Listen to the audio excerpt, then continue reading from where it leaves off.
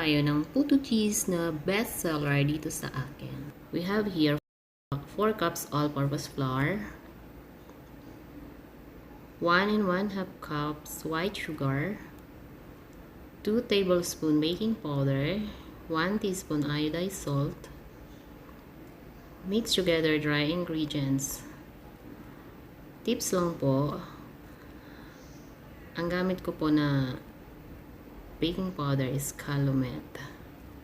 Kasi maganda siya, yung outcome niya. 3 large whole eggs, 3 and 1/2 cups water, 1/2 cup melted margarine,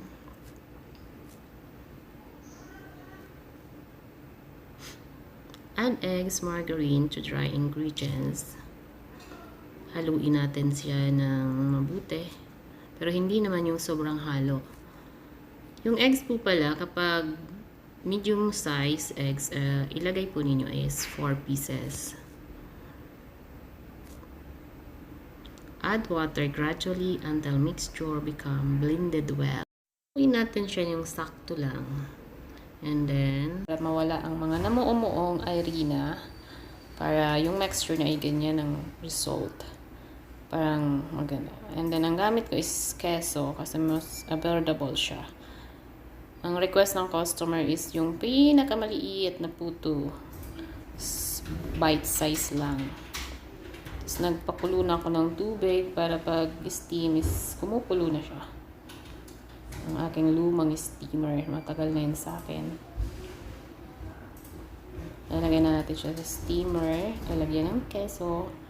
And then, i-steam na natin siya sa low heat to medium heat lang. Ito po ang gamit kong mga food color and flavorings. Primera and then Ferna. Liquid flavors and color. Ang outcome ng buko pandan is ganito lang, hindi masyadong dark. Ito yung nakasalang na plain. Ang usok-usok niya. And then, ito naman yung ube. Light lang, para hindi masyadong yung flavor. Ito na po yung luto. Tingnan nyo, makinis.